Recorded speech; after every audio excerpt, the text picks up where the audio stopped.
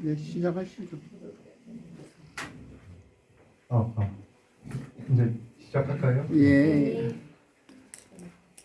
어제 그 광주에 다녀오시느라고 모두 힘드셨을 텐데 이렇게 오늘 강의에 또 아침 일찍부터 참석을 해주셔서 대단히 감사하고 참 체력도 대단하시다 부럽습니다.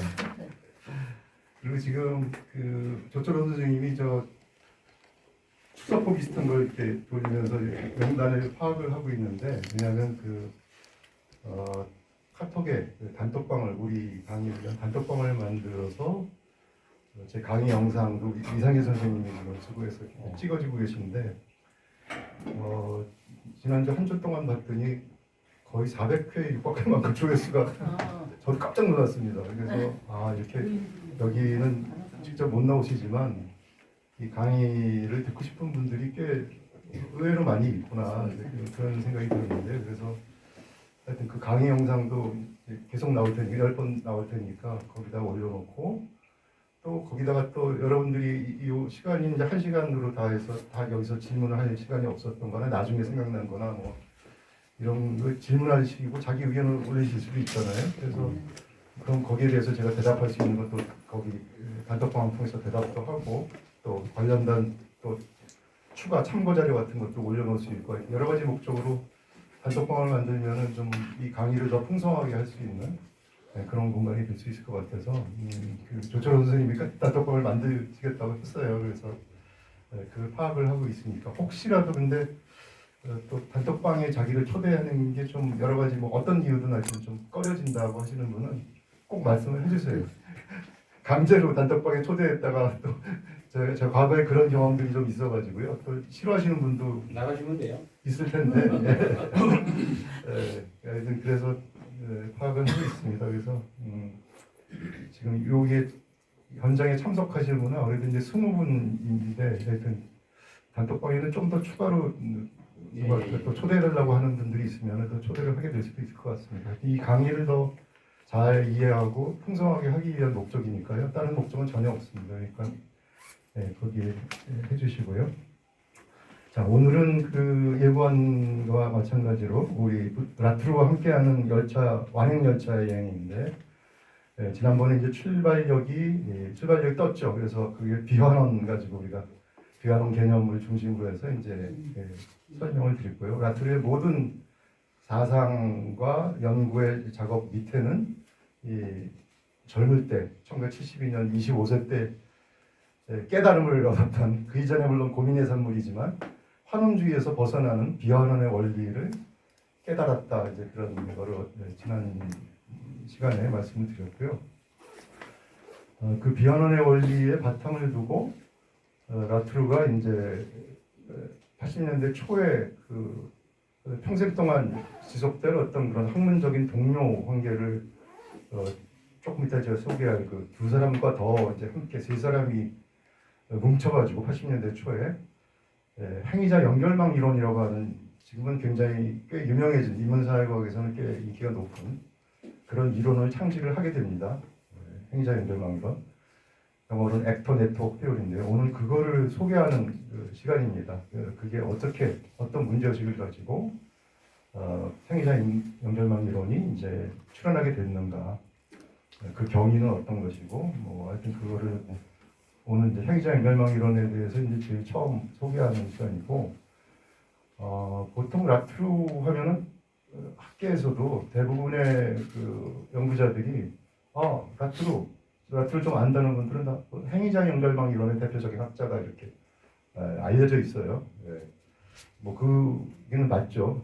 그래서 근데 이제 제가 지난 시간에 그 라트루 사상의 전개, 크게 보면 신인물론 패러다임 안에서 이제 라트루의 사상이 그 선구자 중에 한 사람으로 이제 소개를 드렸고, 라트루의 사상 중에 이제 처음에는 그 사람이 이제 철학적 신학으로 출발했다가 이 1970 박사학위를 마치고 나서의 작업은 주로 이제 신유물론적인 사회 이론으로서의 행위자 연결망 이론이다, 이렇게 그거를 한 30년 가까이 이제 행정명령 이론에 개척을 하고 그거를 적용한 여러 경험적인 여기서 경험적이라는 거는 쉽게 말하면 사회과학적 연구를 했다는 거거든요. 인류학, 사회학적인 어떤 그 실제 우리 인간과 비인간의 어떤 관계 그런 것들을 이제 여러 분야에 걸친 것들을 실제 들어가서 관찰하고 그걸 갖다 분석하고 연구해서 이제 뭐 논문이나 책으로 발표하는 그런 작업을 한 30년 동안 했다는 거죠. 네. 그게 바로 이제 행위자 연결망 이론이고, 근데 그러고 나서 이제 2010년대 이후부터 라투가 2022년도에 이제 돌아가셨다고 했는데 그 이후에는 그것에 이제 위에 그 생애자 연결망 이론까지는 굉장히 어떻게 보면 이제 그냥 현실을 세계를 더 잘 이해하기 위한 순수한 학문적인 작업이었다 이렇게 볼 수 있다면 죽기 전에 한 10년여는 그거를 지금의 인류가 겪고 있는 가장 중대하고 핵심적인 문제인 기후위기와 인류세에 적용을 해서 그게 왜 왔고 그거를 어떻게 하면 해결할 수 있는가, 극복할 수 있는가에 대한 굉장히 좀 변혁적인, 실천적인 이론, 가이아 정치 생태학이라고 제가 이제 가이아 개념을 중심으로 한 그거를 갖다 이제 마지막 10년, 10여 년 동안에 펼쳤다 이렇게 제가 소개를 했어요. 그래서 행위자 연결망 이론은 이제 그러니까 중간에 그 가장 오랫동안 라투르가 작업을 했던 이제 그 파트입니다. 이론적인 걸 개발을 해서 그다음에 그걸 현실에다 적용을 해서 여러 분야에 걸쳐 가지고 과학기술부터 시작해 가지고 근대성 뭐 종교, 법, 이렇게 여러 분야에 걸쳐서 적용을 해서 이제 행위자 연결망식으로 분석을 하는 어떤 연구소를 냈는데요. 행위자 연결망 이론은 라투르 이름하면 밖에서는 그냥 떠오르는 대표적인 이론이자 가장 라투르가 오랫동안 천착을 한 어떤 연구 관점이었다 이렇게 볼 수가 있고, 근데 이제 2010년 이후에는 좀 행위자 연결망 이론을 버리지는 않았지만 그것만으로는 세계를 설명하는데 뭔가 좀 부족하다 해가지고 이제 더 실천적인 어떤 그런 것으로 나아갔거든요. 그래서 여러분들이 이제 그것까지 쭉 이 10강 쪽에 이렇게 제가 가능한 다 집어넣으려고 해서 다 넣었는데 우리 책의 10강, 그러니까 이 책에 담긴 내용이 이제 10강으로 되어 있죠. 10개 챕터로. 근데 이제 굳이 분류를 하자면 5강까지 앞에 결합의 사회학까지 나온 내용이 행위자 연결망 이론에 대한 거예요. 이게 어떻게 나타났고 이게 이제 어떤 새로움이 있고 이게 어떻게 적용돼 가지고 이제 어떻게 분석이 됐나고 하는 그걸 소개하는 것이고, 라투르에 관한 뭐 소개하는 대부분의 책은 사실은 거기서 되게 멈추거든요. 근데 저는 굉장히 그 마지막에 변혁 이론, 가이아 정치 생태학, 가이아 개념을 중심으로 해서 기후위기와 인류세를 설명하고 그것에 대한 해결 방안까지 제시를 하고자 했던 그 부분이 라투르가 마지막 한 작업이었고, 그건 순수한 이론적인 것보다 이제 현실을 변혁시키고자 하는 어떤 그런 의도를 가지고 개발을 한 것이어서 굉장히 저는 라투르의 생애에서도 중요하지만 저에게서도 굉장히 아주 그 깊은 뭐랄까요, 그 뭔가 이분은 그냥 학자가 아니라 정말 실천적인 어떤 그런 문제의식을 지닌 학자였구나, 이제 그런 저한테 좀 저와 그런 게 비슷하게 여겨져서 굉장히 마음에 들었어요. 그래서 국내에 그게 잘 소개가 안 됐거든요. 가이아 중심으로 한 라투르의 가이아 정치 생태학이 소개가 안 돼서 제 책에는 마지막 6장서부터 10장까지는 그것에 관한 내용이라고 보시면 돼요.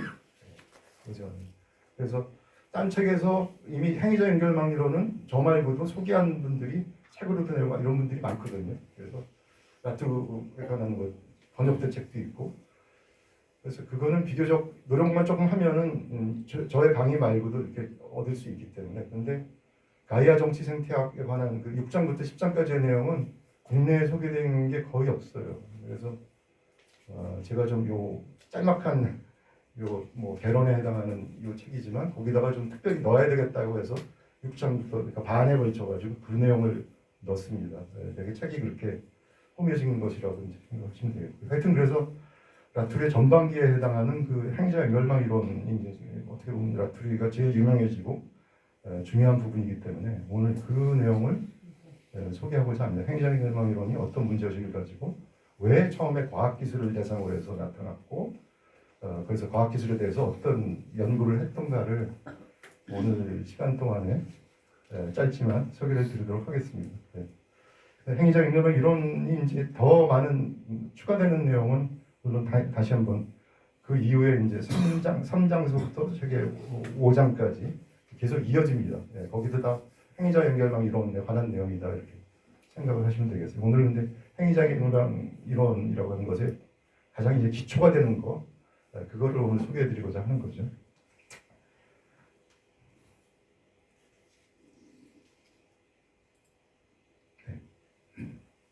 잘 보이시나요? 라툴가 지난 시간에 제가 소개해드린 비환원의 원리라고 하는 것을 처음 적용한 분야는 과학이었어요. 과학기술이었거든요. 근데 비환원의 원리, 이 사람 원래 철학자였고 원래 뭐 가톨릭 신도였고 그러면 처음부터 종교에 제일 먼저 적용하는 게 자연스러운 거 아니야? 이렇게 생각하실 수도 있죠. 근데 참 저도 그런 경험을 했는데 인생이란 게 참 이상한 게 결혼도 했고 라툴가 결혼을 이제 74년인가 이제 했거든요. 그러면 이제 아기도 생기고 그러니까 뭐죠? 그러면 밥벌이를 해야 되잖아요. 직업을 가져야죠. 그래서 라툴가 그 교사 생활은 이제 국가에서 거기서 이제 박사학위 하고자 하는 사람들은 의무적으로 그러니까 그거는 지원을 받는 거예요 국가에서.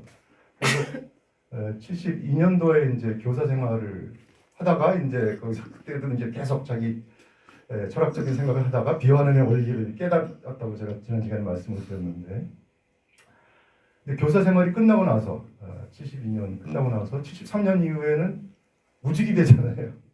근데 이미 결혼은 이제 73년인가 74년 제가 확인해 봐야 된다 하여튼 그 직업을 계속 가져야 되는 어떤 그런 저도 그랬거든요. 학문하기 전에 직업을 계속 가져야 되는 어렵습니다. 그 직업 때문에 이제 또 뭐 학문을 하고 싶었지만 포기하는 사람들도 많은데 라툴은 학문을 포기할 수는 없었고 이제 직업을 계속 가져야 되는.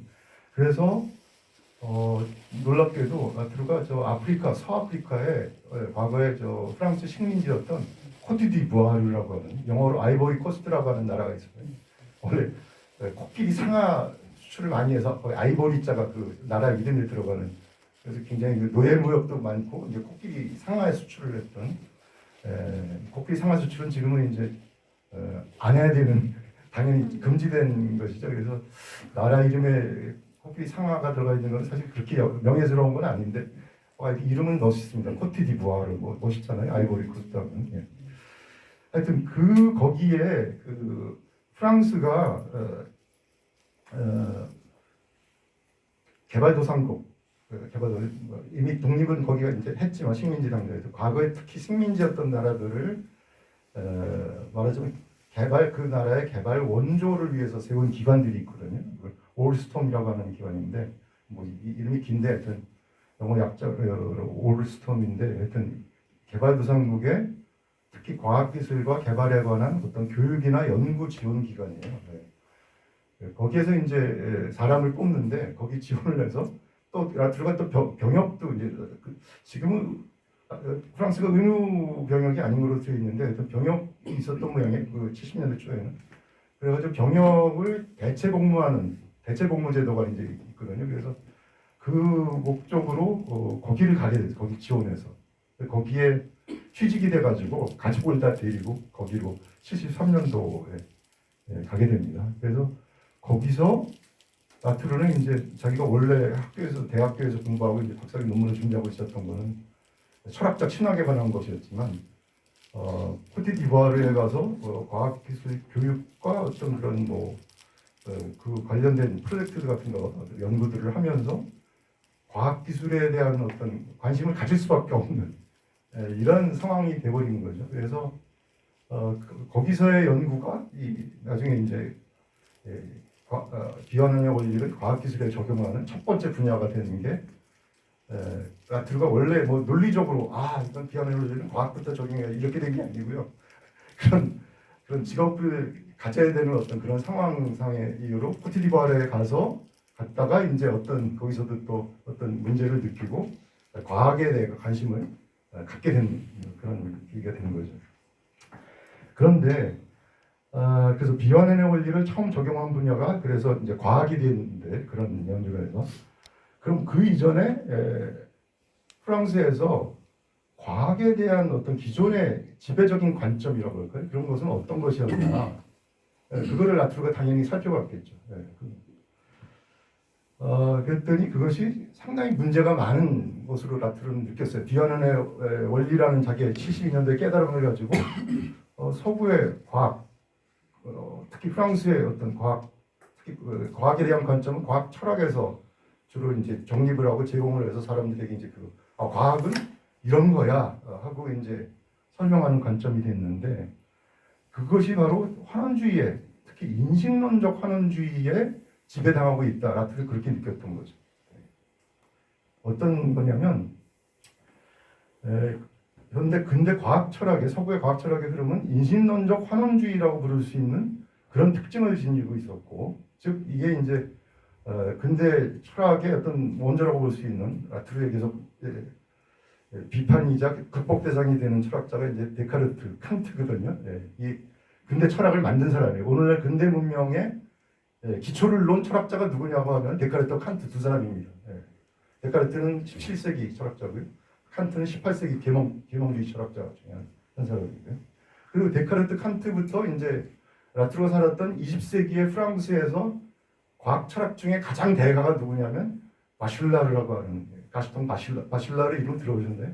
들어보셨나요? 하여튼 저도 뭐 라투르 통해서 좀 더 알게 된 사람인데 하여튼 과학 철학자로 원래 알려졌는데 나중에 이제 자기의 과학 철학이 너무 합리적이어서 이제 거기서 벗어나는 완전히 다른 시학에 관한 책도 쓰고 해가지고 한국에는 바슐라르의 시학이 먼저 문학과 지성서에서 번역돼가지고 저는 그것부터 알았는데 시학을 먼저 한 사람이 아니고 이 사람은 과학 철학자로 프랑스에서는 이미 가장 최고봉에 올려졌던 그런 사람입니다. 굉장히 합리주의적인 과학 철학을 했어요. 그래서 데카르트, 칸트, 바슐라르 이 사람들이 이제 라투르가 보기에는 기존의 과학에 대한 철학적인 관점, 그래서 철학적인 관점이자 그게 널리 또 학계에서부터 일반 사회까지 퍼뜨려져 가지고 사람들이 다 그걸 믿게 된 거죠. 과학은 과학 철학자들이 데카르트, 칸트, 바슐라르가 얘기한 게 맞아, 이게 옳은 거야. 과학은 그런 기초와 그런 특징을 지닌 거야. 이렇게 믿게 됐다는 거죠. 지배적인 생각이 그게 된 거예요. 학계건 일반 사회건. 근데 그게 바로 라투르는 문제가 많은 이건 환원주의인데 특히 인식론으로 환원된 어떤 그런 관점을 가지고 있다는 데서 이제 비환원의 관점에서 보면은 굉장히 문제가 많은 생각이었던 거죠. 그게 어떤 것이었냐? 17세기 우선 데카르트부터 17세기 데카르트는 연역적 합리주의와 기계론적 환원이라고 부를 수 있는 그런 관점을 지니고 있었는데 여러분들 다 아시는 데카르트 하면 나는 생각한다, 고로 존재한다. 그게 들어보셨죠? 그게 데카르트의 가장 기본적인 명제인데 거기서부터 출발해서 이제 하나하나 쌓아가는 철학을 했는데 그 명제를 통해서 생각하는 존재, 그 생각이 되는 생각하는 존재는 이제 주체가 되고 생각의 대상이 되는 것들 주로 이제 이 비인간 물질들이죠. 이거는 이제 객체라고 주체와 객체 이건 완전히 다른 존재들이라고 이제 분리를 율법적으로 하고 오직 주체, 그러니까 인간 주체의 명증한 reason만이 과학이라고 하는 어떤 진리를 보증할 수 있다. 데카르트는 그렇게 생각했던 거예요. 주체가 가진 나는 생각할 적에 생각은 뭐 여러 가지가 있을 수 있겠지만 거기에 비합리적인 생각도 생각 속에는 있을 수 있겠지만 뭐 인간의 감정이나 뭐 여러 가지 그것이 아니라 정말 논리적인 추론을 할 수 있는 인간의 능력 그걸 이성이라고 그러죠.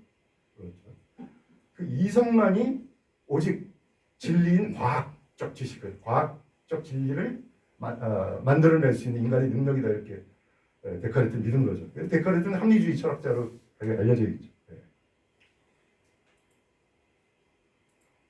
그 다음에 칸트, 18세기 칸트, 독일의 계몽 철학자인데 이 사람의 사상은 이제 되게 선언적인 종합과 인식의 틀이라고 어떤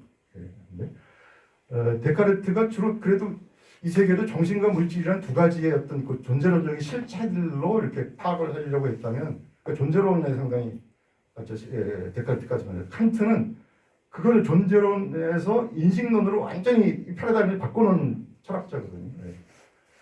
그러니까 뭐냐면 칸트가 주장한 건 한마디로 이렇게 지각돼 있어요. 이 사물 자체라고 하는 거는, 이 사물이라고 하는 건, 물질이라고 하는 거는 말하자면 이제 데카르트가 객체라고 부른, 그것은 우리가 직접 알 수가 없다는 거예요. 인간이 직접 알 수는 없다.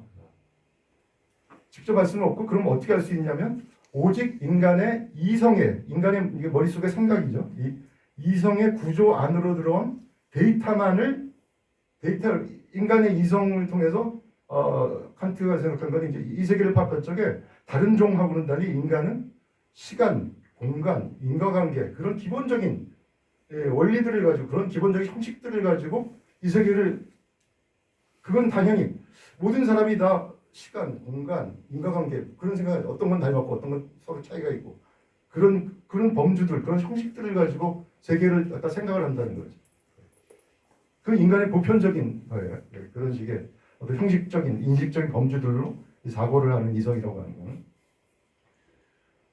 그래서 칸트는 인식론으로, 그러니까 이 세계 자체는, 사물 자체는 우리가 알 수 없지만 그거를 우리는 거기에 대한 올바른 지식은 이성을 통해서 그런 그런 형식적인 범주들, 선험적인 범주들을 지닌, 여기서 선험적이라는 얘기는 경험 이전에 타고난다는 얘기거든요. 타고나는 선천적인, 인간은 그래서 타고나서 이제 부모님한테서 시간, 공간 뭐 이런 걸 배웠으니까 거의 선천적인, 선험적인 그런 범주들로 생각을 했어요. 시간, 공간, 인과성 이런.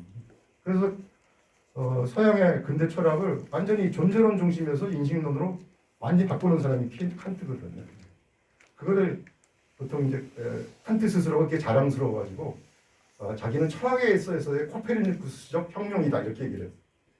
이 패러다임을 완전히 바꿨다는 거예요. 코페르니쿠스가 누구죠? 과거에 천동설에서 지동설을 바꾼 사람 아니에요. 그것처럼 이렇게 완전히 세상을 보는 걸 바꿔놓는 존재론. 그 이전까지 철학자들은 전부 세상을 어떤 존재들로 이루어져 있는가, 그 존재들의 어떤 본질은 무엇인가, 이걸 파악하는 존재론 중심으로 사고를 하는 사람들인데, 칸트는 18세기에 와서 그걸 인식론으로, 우리는 존재 자체에 대해서는 알 수가 없어. 사물 자체에 대해서는 인간은 항상 인식을 가지고 파악을 할 뿐이야. 근데 그 인식 중에 이성적인 인식, 논리적인 인식, 그걸 가지고 해야 이제 사물에 대해서 올바른 인식을 가질 수 있는 과학적인 진리를 바꿀 수가 있다 이렇게 생각을 한 거죠. 그게 칸트였고, 역시 이제 이성으로 다 환원되는 거죠. 과학이라고 하는. 그다음에 20세기에 와서 프랑스에서 특히 이제 과학 철학에서의 선생님은 바실라르인데, 이 사람이 주장한 건 인식론적인 단절과 수학적 추상화, 수학으로 주로 이제 과학을 생각을 한 건데요. 그 사람 역시도 이제 인식론적 환원주의라고 들어본 거는, 그는 현대과학, 예를 들어서 상대성 이론이나 양자역학 등 현대 과학 중에 가장 엄밀하다고 하는 진리에 가깝다는 이론이 이제 이런 물리학 이론들이죠. 상대성 이론, 양자역학 등이 인간의 감각의 영역이 아닌 수학적인 관계로만 이거는 이해할 수 있다는 거예요. 상대성, 양자역학 이런. 그러니까 현상을 수학적 구조로 환원시키는 응용합리주의를 주장했다고 합니다. 바실라르가 하는 사람은. 그래서 이 인간의 인식을 통해서만 이걸 올바른 걸 하는데, 그거는 수학적 관계로 표현이 된다는 거죠. 수학적인, 그때 수학이라고 하는 거는 예를 들어서 이런 거예요. 오직 이 세상에 대한 어떤 과학적 진리는 인간의 인식만 가지고 파악할 수 있다고 이 사람들은 다 생각을 한 거죠. 이성적인 인식. 데카르트나 칸트나 바실라르 마찬가지. 근데 바실라르는 그걸, 데카르트도 좀 사실 이 세상을 그래서 올바른 거는 수학이라고, 수학적 방법이라고 생각을 하는 게 바로 인간의 이성적인 사고를 담는 언어적 표현이 바로 수학이라고 생각해요. 왜냐하면 수학이 아닌 나머지 인간의 그냥 보통 일상 쓰는 언어들 있잖아요. 여기에는 인간의 감정도 묻어가 있고 인간의 가치관, 여러 가지 왜곡되는 게 묻어가 있기 때문에 이성적인 생각, 순수한 이성 생각, 어떤 진리를 보장을 하지 못한다는 거예요. 그래서 그거를 인간의 감성이나 이런 것, 주관적인 것 톡단한 오직 객관적인 이성적인 어떤 그런 걸 담는 그 언어는 수학이다 이렇게 생각을 하는 거죠. 그래서 합리주의자들은 항상 수학을 강조를 해요. 그러니까 수학이야말로 가장 과학적 진리를 보장하는 어떤 방법이자 언어가 되는 거죠. 그래서 이게 바로 이제 기존의 서구의 지배적인 과학에 대한 관점을 세운 데카르트, 칸트, 바실라르의 생각이었는데, 이 모두는 일맥상통하는 어떤 흐름이 있고 그것의 특징은 라투르 관점에서 어떤 이건 다 인식론적인 환원주의야. 인간의 과학이란 건 뭐냐면 인간의 인식 특히 이제 그 이성이라고 하는 능력을 가지고 거기로 다 환원해서 과학이라고 하는 건 과학 활동이라고 하는 거를 전부 과학자들이 하는 과학 활동은 다 인간의 결국은 이성의 발휘를 하기 위한 어떤 그런 것이 인간의 이성적인 그것의 어떤 뭐라고 할까요? 화신이라고 할까요? 그것의 산물이 바로 과학이다 이렇게 생각합니다. 그건 수학으로 표현이 되고 근데 나도 이런 생각을 해요. 보통 그렇게 생각을 많이 하죠. 그래서 여러분 과학하면은 굉장히 누구보다도 일반 사람하고는 달리 굉장히 합리적인 이성적인 사고를 하는 사람들. 그 이성적인 사고를 통해서 자연을 바라보고 딱 자연을 말하자면 전혀 왜곡시키지 않고 이성으로 거울처럼 딱 자연의 법칙을 알아낸 사람들. 그런 사람들을 과학자라고 생각해요. 그죠? 아닌가요? 여러분 어떻게 생각하세요? 되게 과학에 대한 기존의 관점은 다 그렇게 특별한 사람들이죠. 과학은. 그러니까 뭐 뉴턴이나 뭐 갈릴레오나 뭐 아인슈타인이나 뭐 이런 사람들이 왜 가장 떠오르는 과학자고 그런 사람들은 여러분 이미지가 어떻게 갖고 있어요? 가장 합리적인 사고를 하는 사람들, 이성적인 이성의 어떤 화신들. 그러니까 그런 이미지를 만들어내고 그렇게 과학에 대한 저거를 한 게 바로 그 사람들이 데카르트, 칸트, 바실라는 바로 인신론적인 환원주의자였다는 거예요. 다 인간의 인식만으로 과학적 진리, 특히 이성으로 환원시켜서 과학을 보려고 했다는 거죠. 근데 그럼 실제 과학자들이 하는 과학 활동이라는 게 과학적 지식이라고 하는 것들이 과학의 이론이나 어떤 과학적 사실 이런 것들이 정말 순수한 이성의 발현으로 딱 만들어지는 걸까? 그리고 그런 과학적 사실이 바로 자연법칙이라고 하는 과학자들이 자연 자체에 들어가 있던 걸까? 자연 자체에 원래 있던 걸까? 라투르는 비언론의 관점으로 보니까 그런 식의 의문이 떠오르는 거죠. 그런 식. 좀 희한하지 않나요?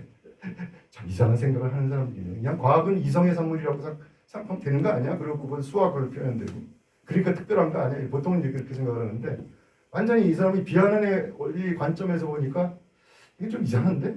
전부 다 환원시켜서 인간의 순수한 이성만으로 환원시켜서 과학이다 그렇게 설명을 하는데 과연 그런 것이고 과학자는 그런 모든 사람보다 뛰어나게 합리적이고 순수한 이성적인 사고를 해서 정말 그런 과학적 진리를 발견한 사람들일까? 이런 의문이 떠올라게 됐던 거죠. 그런 의문이 어디서 특히 떠올랐냐면은 말씀드릴게요.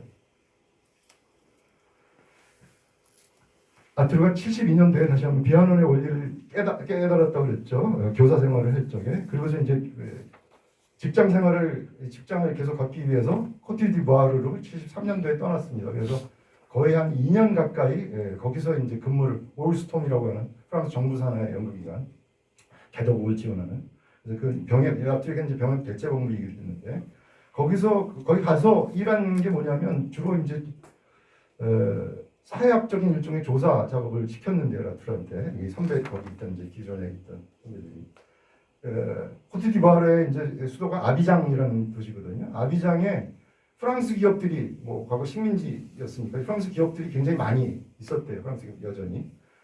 근데 거기에 이제 탑 매니저들은 다 프랑스 사람이었겠죠, 탑 엔지니어나 탑 매니저들은. 근데 이 사람들이 정말 코트디부아르 이 아프리카 산업화가 아직 안 된 이것에 이제 뭔가 그 기업을 운영을 하고 거기서 뭔가 물건을 만들어내고 하려면은 현지인들을 교육시켜야 되잖아요. 거기 현지인들을 거기에 이제 관리자나 어떤 기술자로 엔지니어로 이제 교육을 시켜야 되는데 굉장히 그 사람들을 교육시키는데 어려움을 느꼈다는 거예요. 굉장히 잘 안 돼요.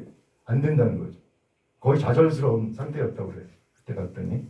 그래서 이제 그 기관에서 이 사람들 교육을 이 관리자나 이 기술자를 교육을 시켜야 프랑스 기업을 물려받아서 운영을 하게 할 텐데 왜 이게 안 될까? 교육이 안 될까? 근데 그 그래서 관리자나 기술자들을 만나서 인터뷰를 라투르가 했죠. 현지 조사를 한 거예요. 했더니 프랑스인들이 대답은 그 사람들은 아프리카인들은 우리 서구인들하고 이 사고 방식이 달라. 우리는 다 과학적인 합리적인 사고를 할 줄 알잖아. 근데 이 사람들은 아프리카 문화, 아프리카 전근대 문화, 그 아프리카 그 샤머니즘이나 믿는 그런 문화에, 그러니까 비합리적인 문화에 젖어 있어가지고 이게 안 되는 거야. 아무리 서구의 과학이나 이런 거 기술을 교육을 시켜도 이걸 이해를 못해, 사고를. 이런 식으로 이제 프랑스인들은 그렇게 대답을 했다는 거죠. 그래서 라투르는 물론 이제 혼자 한 건 아니고 현지 조사를 선배들하고 같이 했거든요. 근데 그 선배들은 그 조사를 같이 그 프로젝트 같이 했던 사람들은 누구였냐면 거기 와 있던 그 오스톰이라는 그 기관에 와 있던 프랑스의 그 인류학자였어요. 나중에 프랑스에서 인류학자로서 유명해진 마르코 오제나 이런 사람들 통해서 인류학의 기본적인 방법이 연구 방법이 지금도 그런데 그건 에스노그래피라고 하거든요. 에스노그래피. 우리말로 민족지라고 번역을 하기도 하고 어떤 사람들은 문화기술지라고 하여튼 그 현지에 가서 현지의 문화를 참여 관찰을 하면서 같이 생활하면서 이게 관찰하면서 그 얻은 관찰한 바를 이렇게 쭉 정리를 한 디스크립션을 하는 묘사를 하는 그런 방법이 이제 인류학의 주된 방법입니다. 그럼 오늘도 그래요. 인류학의 주된 방법은 사회학하고 다른 사회학은 여기 사회학의 주된 방법이 뭔지 아세요? 이 설문지 돌려가지고 이렇게 대답 얻은 거를 SPS 승리, SS 승리 통계 분석을 해가지고 그걸 통계 분석된 결과치를 가지고 발표하는 거예요. 그 논문에 실고. 유일한 방법은 아니지만 사회학의 주된 방법이 지배적인 방법은.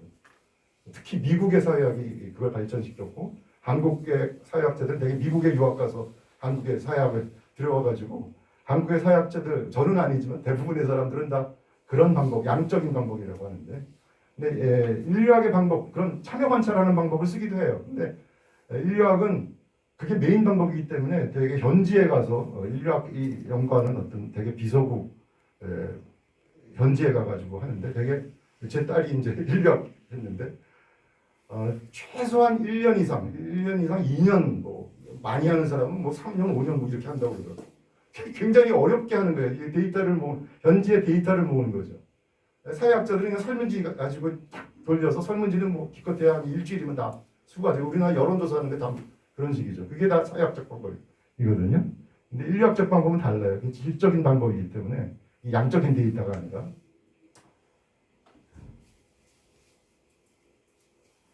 그 방법, 에트노그래피 방법을 라투르는 자기 학교에서 자기 철학적 신학을 했으니까 배운 적이 없겠죠.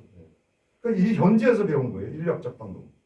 그냥 자기 직업상의 필요에 의해서.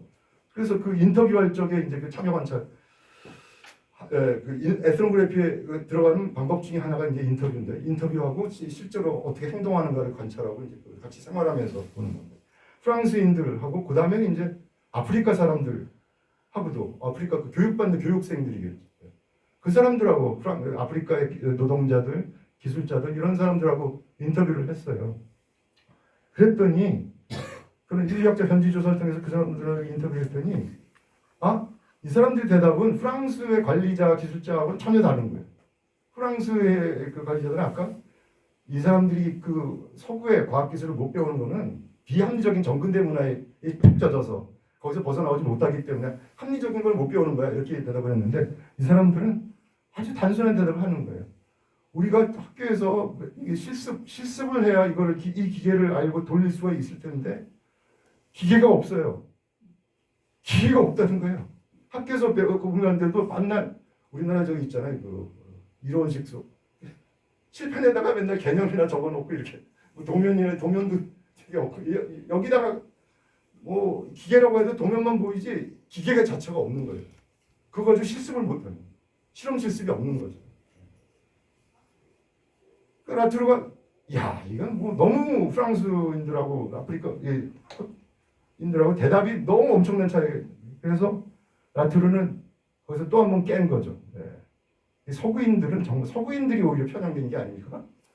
이 사람들은 우리하고 그렇게 다르게 사고하는 사람들이 우리보다 특별히 비합리적인 사람들도 아닌데 자기가 만나보니까 그 사람들이 얘기하는 게 더 옳은 것 같아 하고서는 근데 보고서를 갖다 이제 나중에 작성해서 쓰게 되죠. 그래서 라투르가 그때 이제 느낀 건 뭐냐면 서구인들은 자기들이 합리적인 말하자면 이성을 가지고 자기 사고를 하고 비서구인들은 이 아프리카인들은 비합리적인 문화에 젖은 이성이 없는 사람들이다 그렇게 생각을 하는데 완전히 자기들하고는 뭐 같은 인간이들도 정말 그 거의 인종에 따라서 이게 다르구나 다른 세계에 사는 다른 정신 세계에 사는 사람들이라고 했는데 라트루는 그렇지 않았던 거죠. 실제로 인력적인 조사를 통해서 보니까 현지에서 보니까 이 사람들의 비합리적인 사고에 젖어서가 아니라 이 사람들도 그 실습에 기회가 있었고 뭐 했으면은 프랑스 학생들 못지않게 배울 수 있었던 능력이 있는 그런 사람들이라고 느껴졌는데 그걸 아닌 거였죠. 그래서 현지에 가서 조사를 해서 거기 현지에 있는 사람들에게 이 대답을 듣는 이 인류학의 방법이 너무 중요하구나 실제 현실을 아는데 그걸 느꼈던 거죠.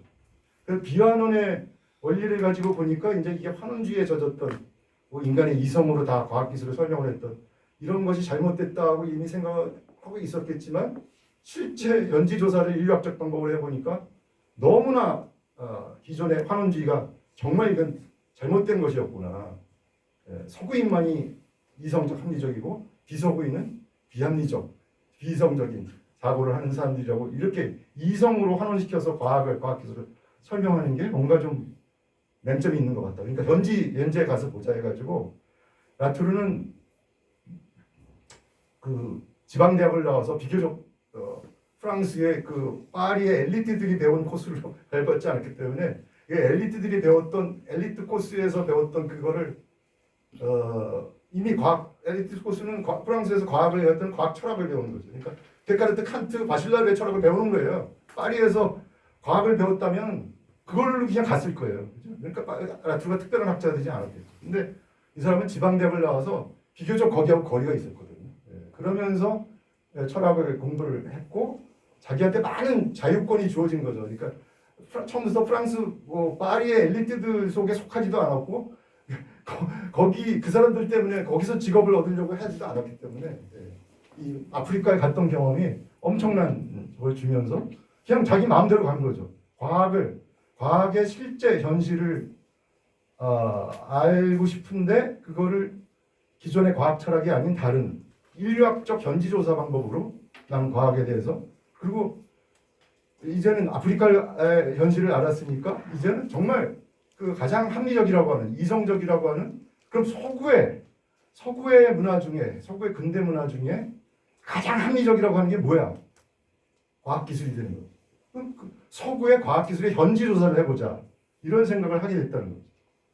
코디디부아르의 경험 때문에 반작용으로 서구의 과학기술의 가장 현지 조사를 인류학적 방법을 가지고 해보자. 이게 이제 이 라투르의 경험이 다시 한번 강조하지만 프랑스의 일반 엘리트 학자였으면 전혀 그런 생각을 하지 않았어요. 완전히 일탈하는 과학기술에 관한 생각에서 일탈하는 어떤 그런 그래서 라투르가 과학기술에다가 비환원의 원리를 처음 적용을 해서 하게 된 계기가 바로 이런 것이었습니다. 그래서 라투르는 어디로 갔냐면 미국으로 갔어요. 서구 과학기술의 가장 중심이 2차 대전 이후에 이미 미국이 됐죠. 유럽이 아니라 미국. 거기서 자기가 이제 인류학적인 방법으로 한번 서구 과학 실험실을 연구를 해봐야 되겠다. 거기에 현지에 실제 과학의 현장, 과학 지식이 만드는 현장을 인류학적 방법으로, 에스노그래피적 방법으로 연구를 해야 되겠다. 해서 접촉을 한 게 자기 형을 통해서 형이 친구였다고 하는데 삼촌이 친구가 형이 친구 하여튼 근데 라투르하고 같은 고향 출신의 그 프랑스 출신의 과학자가 있었어요. 생리학자인데 로제 기욤행이라고 하는 사람이 당시 캘리포니아의 소크 연구소라는 곳이 있거든요. 소크 연구소. 그 소크 연구소에 그 근무를 60년대 말인가 70년대 새로 만들어진 연구소인데 거기에 이제 이 프랑스 출신의 과학자였던 기욤행이 거기에 한 실험실에 가서 그 실험실을 담당하면서 이 사람이 이제 뇌의 그 호르몬 특히 갑상선 호르몬에 관한 연구를 대척한 사람이라고 그러더라고요. 갑상선에서 그 호르몬 나오는 거 알고 계십니까? 네. 갑상선 기능, 뭐 항진증, 저하증 뭐 이런 거 연구한 사람이에요, 이 사람이. 예. 그게 왜 생기는가 이제 그 갑상선에서 인간의 신진대사나 성장에 발육에 관련된 호르몬을 그건 뭐 인간이 살아가는데 필수적인 거잖아요. 건강한데 그 호르몬이 갑상선 호르몬이 너무 많이 나와도 안 되고 너무 적게 나와도 안 되거든요. 적절하게 균형 있게 나와야 되는데 너무 많이 나오면 항진증이 되는 거고 너무 적게 나오면 저하증이 되는 거 이렇게 되는 거거든요. 근데 그걸 그러면 갑상선 자체가 아니라 갑상선 호르몬이 나오는 거를 적절하게 조절을 하는 조절 인자가 해가지고 이제 뇌하수체의 그런 또 조절 인자가 그것도 호르몬 조절하는 호르몬. 근데 그러면 그 조절 인자는 그게 제일 원인인가? 그 조절 인자를 또 자극하는 어떤 게 있지 않을까? 이제 이런 연구를 기후맹 실험실에서 그 당시에 하고 있었다는 거죠. 근데 그게 그 조절 인자가 뭔지는 아직 모르는 과학계에서 발견하지 못한 어떤 그런 상태였어요. 그래서 프랑스 출신의 기후맹이 갑상선 자극 호르몬 방출 인자라고 이름을 TRF라고 이제 이름이 기니까 이제 약자로 TRF라고 하는데 그 추출 사례 그 실험을 하고 있었는데 거기하고 하여튼 자기 이제 아마 고향 출신이고 해서 이제 또 이 기후맹이 굉장히 보통 자연과학자 같으면 별로 뭐 인문학자, 사회학자가 자기 실험실에 와서 관찰한다고 하면 그것도 1년 이상 관찰한다고 하면 별로 반갑지 않았을 텐데 그죠? 그냥 귀찮잖아요. 귀찮고는 또 혹시라도 자기의 비리를 뭐 우리나라 황우석처럼 이러면 이제 꺼리거든요. 되게 우선 귀찮으니까. 근데 이 사람은 우리 와서 관찰해. 얼마든지 관찰해. 자신이 있었던 거죠. 기회는. 그래서 라트루가 거기에 75년도에 가가지고 75년 말쯤에서 거의 한 1년 10개월 동안 거기서 참여 관찰을 했어요. 에스노그래피 연구를 한 거죠. 그게 과학 실험실에 대해서 에스노그래피적 방법을 연구한 거는 세계 최초였어요. 라트루는 그게 세계 최초인지도 몰랐다고 하는 거예요. 그냥 자기는 자기 나름대로의 이유 때문에 거기 이제 아프리카 비서구에 봤으니까 이제 서구의 가장 첨단의 그 과학기술을 연구한다고 하는 그 실험실로 와서 그 과학 지식이 그 실험실에서 어떻게 만들어지는지 과학적 사실이라고 하는 게 어떻게 나타나는지를 보자고 했던 거죠. 그래서 이제 그 75년 말에서 77년 말까지 거의 한 2년 동안을 했는데 그거를 갖다 이제 같이 정리를 해가지고 관찰 결과를 인류학적인 보고서를 이제 나중에 책으로 내게 되는데 그 책은 79년도에 나왔습니다. 79년도에 실험실 생활, 영어로 Laboratory Life라고 하는 책으로 이게 라트루의 첫 저서예요. 근데 그게 단독 저서가 아니라 공조, 영국의 과학사회학자였던 스티브 울가라고 하는 분이 있는데 아직도 살아있는 분인데 둘이 공조해요. 울가가 나중에 라트루하고 이제 미국에서 만났다고 하는데 어떤 학회에서 만났다고 하는데 거기서 이제 라트루가 자기가 연구한 거를 그때 라트루는 영어도 거의 못했고 하여튼 떠듬떠듬 했겠죠. 발표를 했대요. 그때 그 울가가 굉장히 가장 관심 있게 듣고서는 와가지고 서로 얘기를 나눠봤더니 잘 맞아떨어지고 울가가 네가 참여 관찰한 건 그거 다 불어로 적혀 있었을 거 아니에요. 영어를 못했으니까. 그거를 좀 같이 정리하자. 그러니까 울가가 불어를 좀 했던 모양이에요. 아마 잘했는지 하여튼. 그래서 같이 정리를 해가지고 책으로 내자 이렇게 됐던 거예요. 의기가 투합한 거예요. 그래서 공조로 돼서 나온 거예요. 79년도에 져서 실험실 생활. 부제가 과학적 사실의 사회적 구성이라고 하는 그런 부제로 처음 나오게 됐습니다. 그래서 이게 세계 최초의 과학 실험실에 대한 에스노그래피 인류학적 연구가 된 거죠. 여기서 실험실 생활에서 라트루가 이제 처음 이제 과학 지식이 과학적 사실이 어떻게 만들어지냐고 하는 거를 아주 여러 새로운 얘기들을 과학 철학과는 완전히 다른 얘기들을 하는데 이 실험실에서 만들어진 이제 과학적 사실이죠. 그거는 되게 과학자들도 되게 이건 자연에 뭐 이 호르몬 하면은 이게 생물의 뇌에 신체에 원래 있었던 거예요. 이게 자연이죠. 그걸 원래 있었던 건데 몰랐다가 우리가 이제 발견했다고 하죠. 그런 발견, 디스커버, 발견. 과학적 사실이라고 하는 것은 발견, 자연에 원래 있던 것을 인간의 이성을 통해서 과학자가 발견한 것이 아니라, 나트루가 얘기한 거는 실제 가서 실험실에서 어떻게 과학적 사실이 나타나는 걸 봤더니 실험실 내 기기와 그 기기에서 나타난 적은 서류들과 그걸 만들어내는 연구원들, 과학자들이죠. 이 존재들의 상호작용을 통해 가지고 거기서 그 상호작용이 강하게 연결망으로, 지난 시간에 제가 우지원 선생님이 제가 이 연결망을, 존재들 간의 어떤 연결을 제가 이제 결합, 동맹 이런 말로 했는데 바로 그 연결망입니다. 그 상호작용이 아주 그냥 강하게 맺어져서 하나의 저걸 딱 굳어졌을 적에, 아주 안정되게 됐을 적에 이 기기와 거기서 만들어낸 소리와 그거를 지적으로 기획하고 어떤 실행하는 어떤 연구원들 간에, 인간 비인간이죠. 이것들이 결합이 됐을 적에, 이것들이 동맹이 맺어졌을 적에 만들어지는 거기에 구성물이, 그러니까 하이브리드죠. 인간 비인간의 어떤 연결망에 의해서 만들어진 컨스트럭션이다. 구성물이다. 만들어진 거다. 컨스트럭트란 말은 뭐 건설에 많이 써요. 재료랑 뭐 해가지고 인간이 들어가서 건설, 이게 컨스트럭션이라는 말이잖아요. 그래서 영어로는 이제 물론 뭐 산업에서는 그걸 이제 건설이라고 부르지만 철학에서는 그런 거 표현하는 말이 번역을 구성이라고 보통 번역을 하거든요. 컨스트럭션.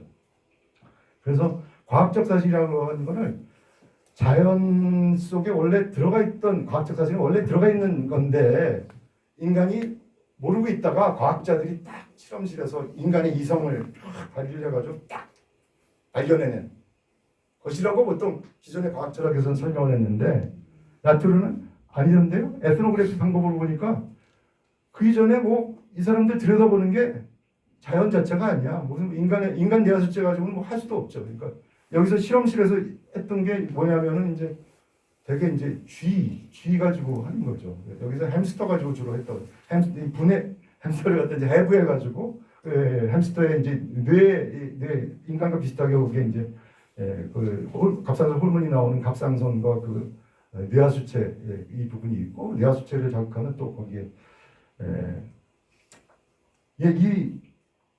이걸 가지고 실험을 해가지고 한 건데, 그걸 가지고 실험을 쥐 가지고, 그러니까 만약에 인간이 있었으면 인간에 대한 실험이 허용됐으면 인간 가지고 했겠죠. 근데 이거는 이제 살아있는 이걸 가지고 해야 되니까 죽은 뭐 시체를 가지고, 인간 시체를 가지고 할 수는 없었던 거거든요.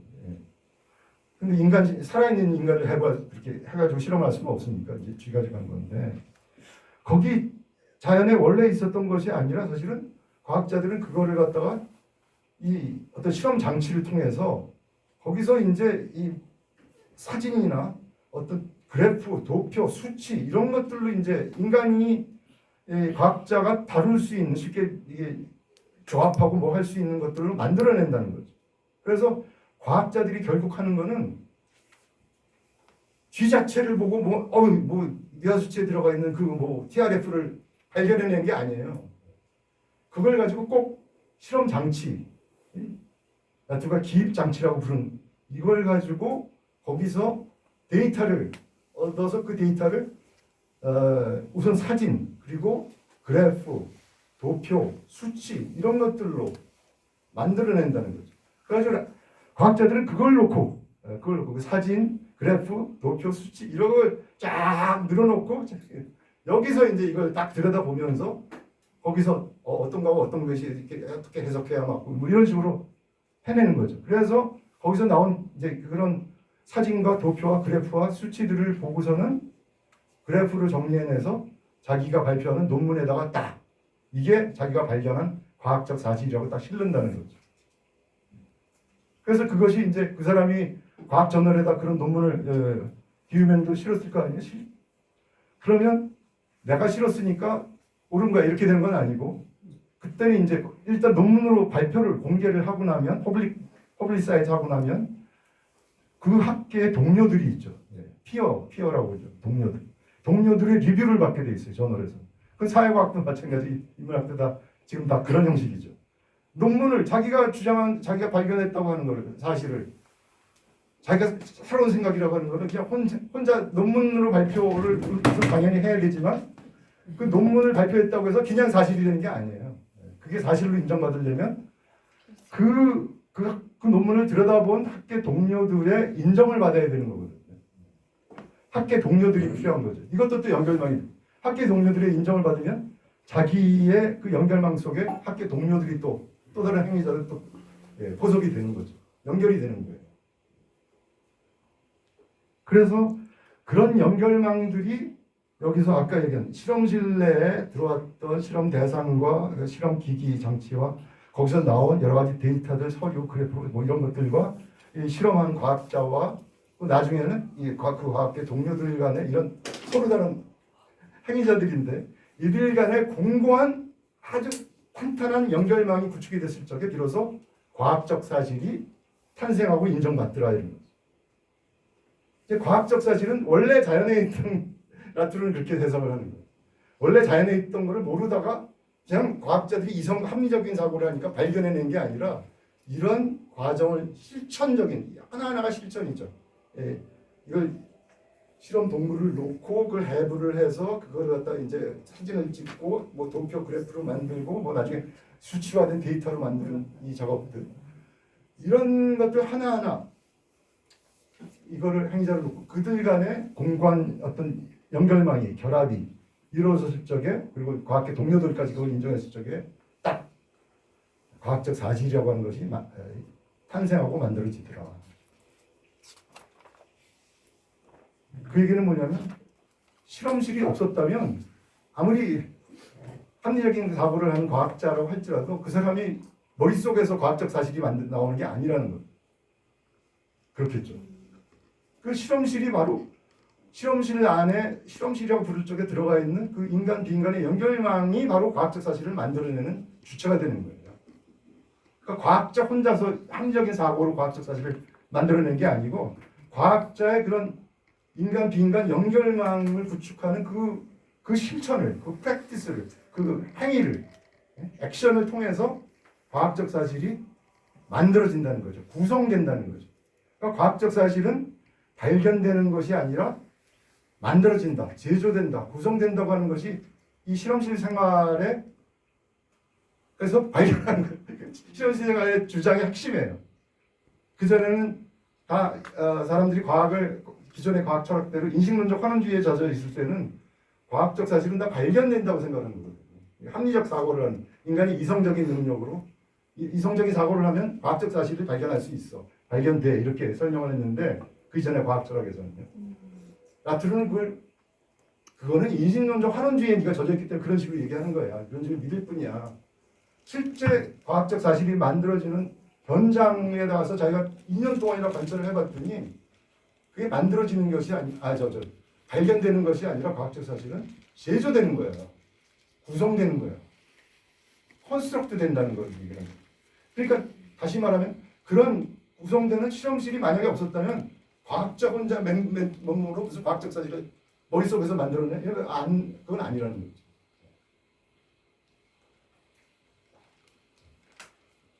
말하자면 그 연결망의 실험실 안팎으로 연결된 연결망의 산물이 바로 과학적 사실이라는 거예요. 그 연결망을 못 만들어내면 과학적 사실은 발견이 안 되는 거예요. 없는 거예요. 그 과학적 사실을 처음 발견해낸 우리 위대한 과학자 무슨 과학적 사실을 처음 발견했다 이렇게 신문 기사로 많이 나오잖아요. 그럼 노벨상 받겠지 뭐 이런 식으로 이어지잖아요. 근데 그건 사실 우리는 그래서 과학자 그 개인을 보지만 인간을 보지만 그건 다 이제 라투르 전체에서 그건 인식론적 환원주의야. 그 사람이 합리적인 과학자여서 그걸 발견했다. 자연에 원래 있었던 거 이런 식으로 생각을 하는데 그게 아니라 그 사람은 그 실험실에 말하자면 보스일 뿐이야. 그 실험실 안팎에 그 연결망이 구축이 되지 않았으면 그런 과학적 사실은 나타나지도 않았어. 라투르의 설명은 그런 거죠. 과학적 사실은 그래서 발견되는 게 아니라 제조되는 거다. 구성되는 거다. 그게 실험실 생활의 핵심적인 아이디어입니다. 자, 이제 라트르가 비현안의 원리를 어떻게 처음 과학 기술의 어떤 적용을 하게 됐고, 그래서 아프리카로 갔다가 이제 처음 이제 과학에다 그걸 적용을 해서 생각을 하는 게 처음 시작을 했다가 아프리카는 거기서 보니까 이게 뭐 비서구인들은 합리적 사고를 하지 않는 사람이라고 서구인들이 그렇게 생각을 했는데 라트르는 그걸 믿지 않게 됐고, 그럼 가장 합리적 사고를 한다고 하는, 이성적 사고를 한다고 하는 서구의 과학 실험실로 들어가서 그것도 자기의 비현안의 원리에 맞는 방법으로 과학자들의 사고를 보는 게 아니라 과학자들의 실천을, 행위를 보게 되는 거죠. 행위를 참여 관찰을 하는 거죠. 오랫동안. 그래서 로제 기유명의 실험실에 들어가가지고, 그러니까 거기 제가 지금 설명한 부분은 왜 라트르가 처음에 과학 비현안의 원리를 과학에다가 적용을 하게 된 것도 상당히 우연적이었지. 직업을 얻어서 아프리카를 갔다가 이제 그런 생각을 했죠. 처음엔 비서구의 걸 봤다가 왜 서구의 과학 실험실로, 남들은 인류학적 연구를 전혀 안 했던 이쪽을 하게 됐느냐. 그것도 아프리카에 갔더니 서구인들이 이런 식의 잘못된 생각을, 왜곡된 생각을 하고 있어. 뭐 다 서구인들은 합리적이고 비서구인들은 다 비합리적이고 이런 식의 사고를 하고 있는데 이건 잘못된 거야. 하고서는 그럼 서구인들이 정말 합리적이기 때문에 과학적 사실을 발견할 건가? 하고선 그걸 보기 위해서 인류학적 방법으로 들어가서 한 거죠. 기존의 과학 철학에서 얘기하는 과학의 관점을 그런 믿는 사람이라면 전혀 관심도 가지지 않았던, 뭐 과학 실험실에 들어가서 인류학적 연구를 해? 말도 안 돼. 인류학적 연구는 저 비합리적 사고로는 비서구인의 문화 연구하는, 사실 과거에 그랬거든요. 인류학이 그렇게 탄생했어요. 이 제국주의로 탄생한 학문이 인류학이라고 보통 얘기하는데, 그건 뭐냐면 19세기의 인류학은요, 탄생이 서구가 다 비서구를 다 거의 다 식민지화했잖아요.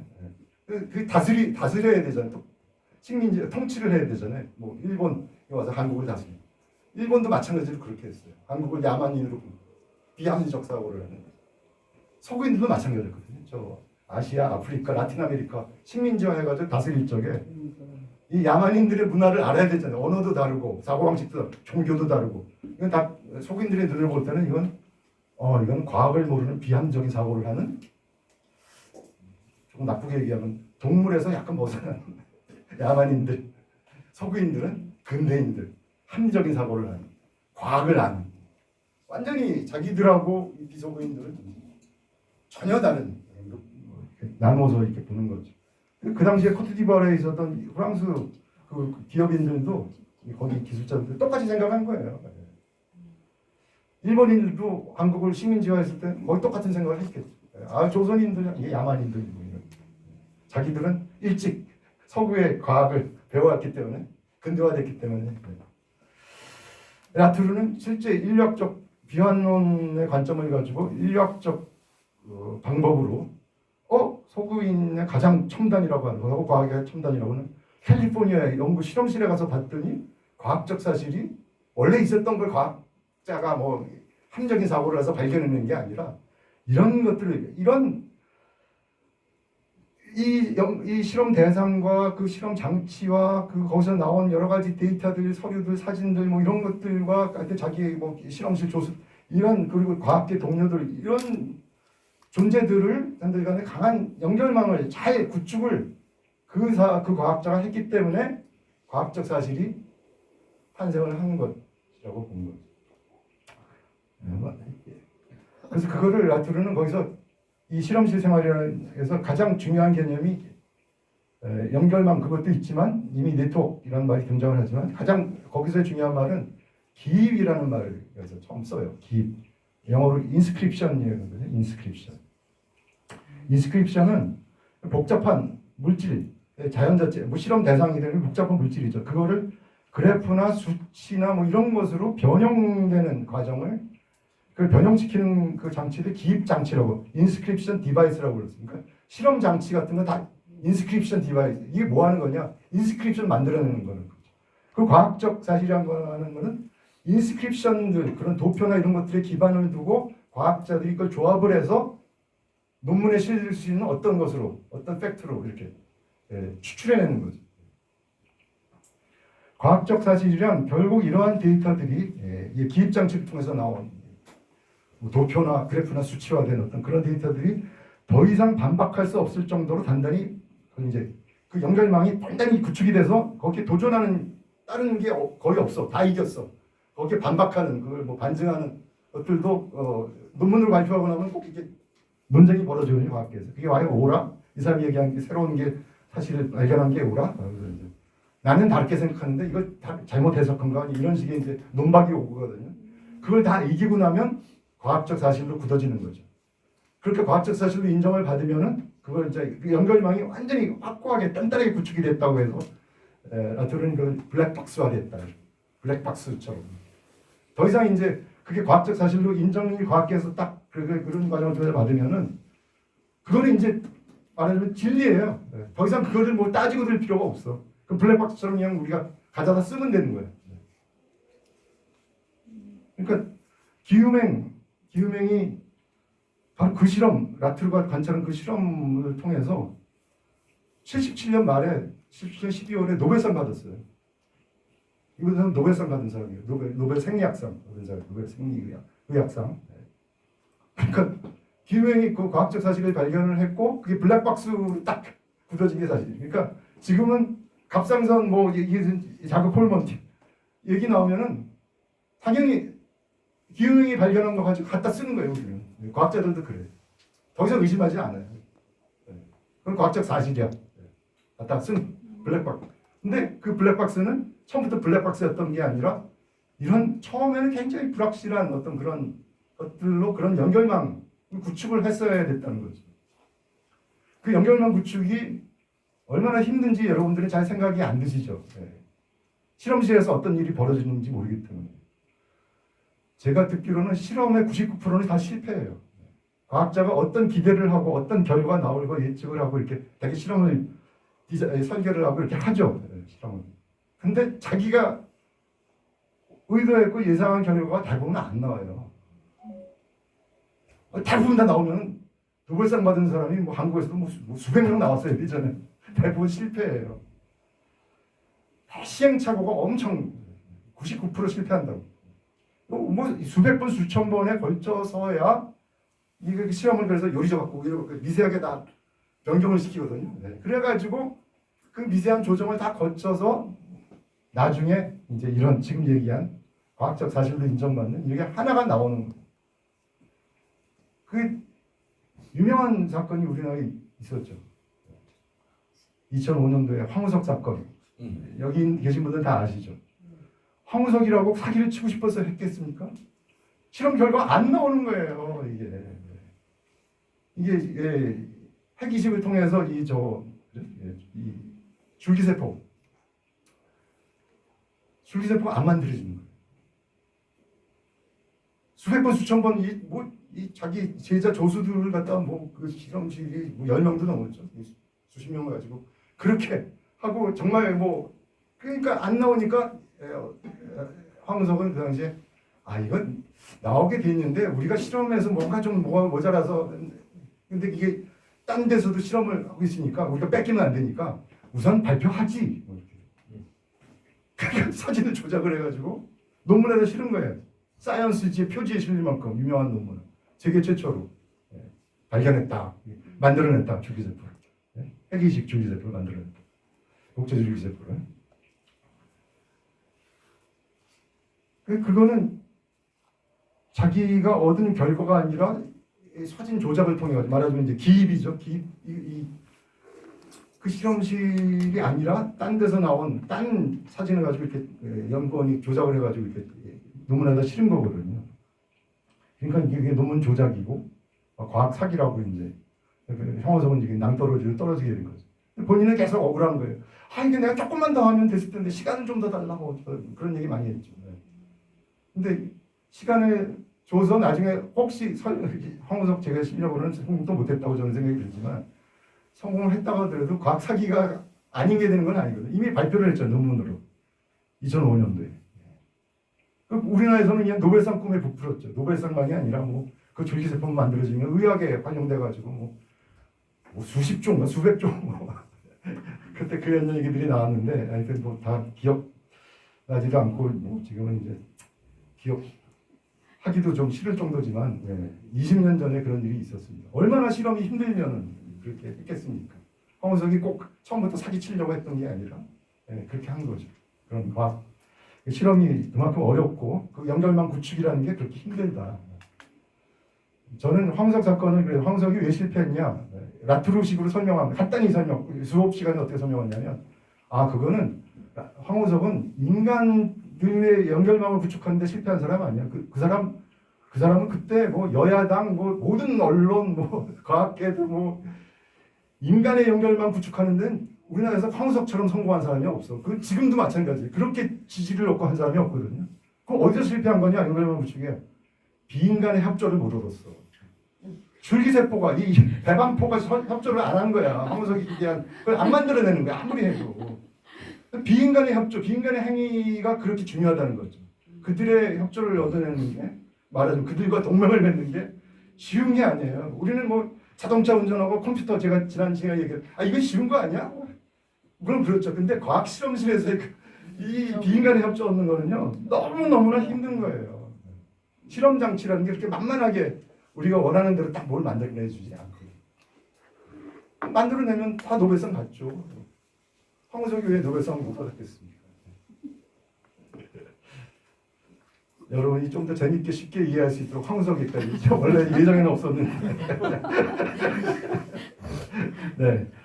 자 그래서 그 후에 이제 라투르는 혼자서 행위적 연결망 이론이라고 하는 걸 만들어낸 건 아니고요. 이미 행위적 연결망 이론에 들어가는 아이디어나 개념들이 많이 이 실험실 생활이라는 첫 저서에 들어가 있었는데 이때 자기가 행위적 연결망 이론이다 이렇게 주장한 건 아니거든요.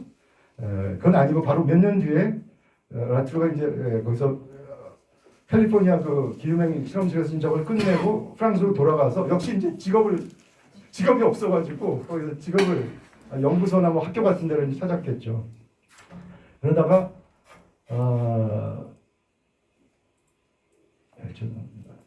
예. 81년인가에 이제 그 프랑스 파리에 있는 그 맞으면 이제 일종의 미국으로 치면 MIT 같은 그 국립 다 끝나야 될 시간이구나. 네. 제가 또 시간을 착각했어요. 지금 30분 된 줄 알았어요. 35분이 돼가는데. 네. 40분. 자 그러면은 40분.